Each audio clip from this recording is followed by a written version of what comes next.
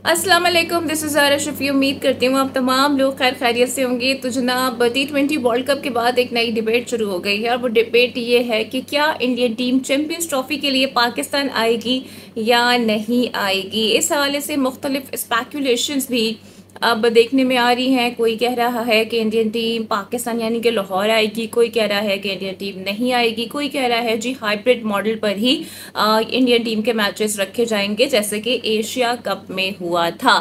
तो ये सारी जी स्पेकुलेशंस हैं और आज की इस वीडियो में हम यही डिग आउट करेंगे कि क्या इंडियन टीम पाकिस्तान आ रही है चैंपियंस ट्रॉफी के लिए या फिर नहीं आ रही है। पीसीबी का जी बड़ा क्लियर स्टांस है पाकिस्तान, क्योंकि इस की मेज़बानी कर रहा है, तो उन्होंने क्लियर कह दिया है कि चैंपियंस ट्रॉफी पाकिस्तान में ही होगी। चूंकि हम इसे होस्ट कर रहे हैं तो ये हमारा राइट है कि ये हमारे मुल्क में ही हो और तमाम तर मैचेस पाकिस्तान में ही खेले जाएंगे। इंडियन साइड से अगर हम देखें तो अभी इंडियन गवर्नमेंट की जानिब से और बीसीसीआई की जानिब से कोई ऑफिशियल अनाउंसमेंट नहीं की गई है, लेकिन जो इंडियन मीडिया है वो आपको पता ही है ज़्यादा वॉर जैसा माहौल हमेशा बना के रखते हैं। तो वहां से ये ज़रूर कहा जा रहा है कि इंडियन टीम किसी भी सूरत में पाकिस्तान ट्रेवल नहीं करेगी और जो मैचेस होंगे वो हाइब्रिड मॉडल के तहत ही रखे जाएंगे। लेकिन अभी आपको याद होगा कि बाबाजोस में जब जय शाह और बेनी रॉजर मौजूद थे इंडियन टीम के साथ, तो जर्नलिस्ट की जानिब से काफ़ी ज़्यादा उनसे ये पूछने की कोशिश की गई कि भाई क्या प्लान्स हैं चैंपियंस ट्रॉफी के लिए और क्या पाकिस्तान जा रहे हैं या नहीं जा रहे हैं। तो उन्होंने इस बात का तो बिल्कुल ऐलान नहीं किया कि इंडियन टीम पाकिस्तान जा रही है चैंपियंस ट्रॉफी के लिए। वेन्यू पर उन्होंने बिल्कुल बात नहीं की है, लेकिन एक बात उन्होंने बड़ी क्लियर कर दिया, वो ये है कि जो सीनियर प्लेयर्स हैं वो चैंपियंस ट्रॉफी का हिस्सा ज़रूर होंगे। और उनका इशारा रोहित, विराट, केएल राहुल, शुभमन गिल और जाहिर है कि बुमराह की तरफ था।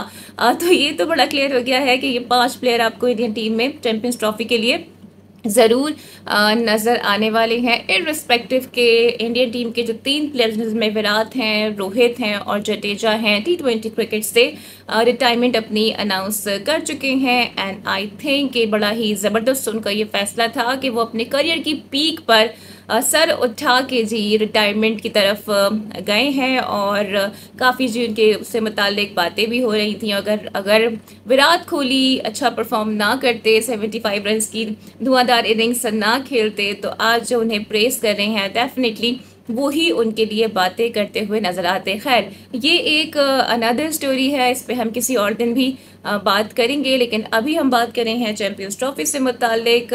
तो उन्होंने ये बता दिया है बीसीसीआई ने कि चैंपियंस ट्रॉफी में जो सीनियर प्लेयर्स हैं वो तो शामिल होंगे, लेकिन अभी वेन्यू से मुतालिक कोई भी बात करने को तैयार नज़र नहीं आ रहा है। पाकिस्तान की जानिब से आईसीसी को एक स्केड्यूल बना के दे दिया गया है, जो आईसीसी की जानिब से जो मेंबर कंट्रीज़ हैं उन्हें भी अरसाल कर दिया गया है। अब अगले महीने कहा जा रहा है कि श्रीलंका कोलंबो में आईसीसी की मीटिंग होगी और वहां पर फाइनल बात की जाएगी। तो मैं आपसे यही कहूँगी कि अभी बिल्कुल कान ना धरें कि भारतीय टीम पाकिस्तान आ रही है या नहीं आ रही है। जो ऑफिशियल अनाउंसमेंट है वो आईसीसी की तरफ से ही की जाएगी। 2013 में भारत ने चैंपियंस ट्रॉफी जीती थी और उसके बाद से पाकिस्तान और भारत के दरमियान कोई बायलैटरल सीरीज नहीं हो पाई है। अनफॉर्चुनेट है ये, और डेफिनेटली इसके जो पीछे मुहर्रिकात हैं वो पॉलिटिक्स ही है और दोनों ममालिक की पॉलिटिक्स ऐसी है कि ये खेल पर भी असरअंदाज हो जाती है और दोनों ममालिक सिर्फ और सिर्फ आईसीसी इवेंट्स में ही एक दूसरे को फेस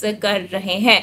पाकिस्तान 2017 की चैंपियंस ट्रॉफी जीता था, उसके बाद से अनफॉर्चुनेटली पाकिस्तान ने अभी तक कोई भी आईसीसी ट्रॉफी नहीं जीती है। और जो अभी वर्ल्ड कप गुजरा है वो तो हमारे लिए किसी दौरान ख्वाब से कम नहीं था, क्योंकि सुपर 8 के लिए भी हम क्वालिफाई नहीं कर पाए हैं। लेकिन अभी मैं देख रही थी एक खबर सामने आई है और वो ये है कि 2026 के लिए वर्ल्ड कप जो कि श्रीलंका और भारत में जॉइंटली होगा, उसके लिए पाकिस्तान ने क्वालिफाई कर लिया है। बिकॉज ये कहा जा रहा था कि इतनी गंदी परफॉर्मेंस के बाद शायद पाकिस्तान क्वालिफाई भी नहीं कर पाएगा, लेकिन रन रेट की बुनियाद पर, रैंकिंग की बुनियाद पर पाकिस्तान ने क्वालिफाई कर लिया है। खैर, ये कोई बहुत बड़ा कारनामा नहीं है, क्योंकि पिछले 2 साल से अगर हम देखें तो हमारी क्रिकेट का सत्यानाश हो चुका है और यही प्लेयर्स हैं, इन्हीं को बार बार मौका मिल रहा है और ये हैं कि परफॉर्म करने का नाम नहीं ले रहे हैं। होपफुली जो कि बातें की जा रही थी सर्जरी से मुतालिक इस टीम की, वो सर्जरी हमें होती हुई नजर आएगी, क्योंकि प्लेयर्स इस सर्जरी को ज़्यादा संजीदा नहीं ले रहे हैं। शाहीन आफरीदी से भी ये सवाल हुआ तो उन्होंने बड़ा मजाक खेज किस्म का जवाब दिया और अभी रिजवान का भी एक स्टेटमेंट सामने आया जिसमें वो कह रहे हैं कि इंसान बीमार होता है तो उसकी भी सर्जरी होती है, ऑपरेशन होता है, तो चेयरमैन पीसीबी अगर सर्जरी करना चाहते हैं तो ज़रूर करेंगे, उनका हक है। लेकिन उन्होंने ये भी कहा कि हम बुरा खेले हैं तो हमें तनकीद भी बर्दाश्त करना होगी। तो ये बिल्कुल दुरुस्त कहा कि आप वाकई बहुत बुरा खेले हैं आप लोग, और तनकीद का तो सामना आपको करना पड़ेगा। ना सिर्फ तनकीद का सामना करना पड़ेगा बल्कि डेफिनेटली अगर आपकी फॉर्म अच्छी नहीं है तो आपको साइड में भी होना होगा। और आई थिंक बड़ेपन का मुजाहरा यही होगा कि अगर आप लोग खुद ही ये फैसला कर लें कि हमें फ़िलहाल ज़रूरत है डोमेस्टिक खेलने की, आपकी फॉर्म को बहाल करने की, ना कि कोई कान पकड़ के आपको टीम से बाहर निकाले। एनी हाउ देखते हैं जी पाकिस्तान टीम से मुतालिक क्या फ़ैसले होते हैं। अभी बांग्लादेश का टूर भी सामने ही मौजूद है और अभी तक तो सिर्फ ज़बानी बयानात ही जारी किए जा रहे हैं और अमली तौर पर कोई इकदाम होते हुए हमें फ़िलहाल नज़र नहीं आए हैं। कहा ज़रूर जा रहा है कि सेंट्रल कॉन्ट्रैक्ट में रद्दबदल का इम्कान है, और कुछ खबरें ये भी सामने आई हैं कि साइम अयूब और आज़म खान जो कि CPL खेलना चाहते थे उनको फ़िलहाल NOCs जारी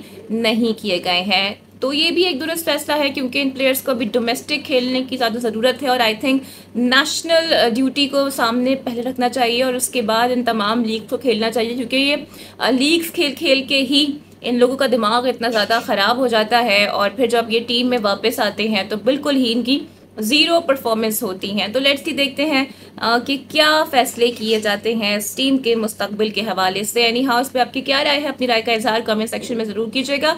उम्मीद करती हूँ कि आज की वीडियो आपको पसंद आई होगी। Don't forget to like and subscribe my channel. Video को लाइक और शेयर आपने लाजमी करना है, अपना बहुत ख्याल रखना है। अगली वीडियो में आपसे फिर मुलाकात होगी। टिल देन टेक केयर, अल्लाह हाफिज़।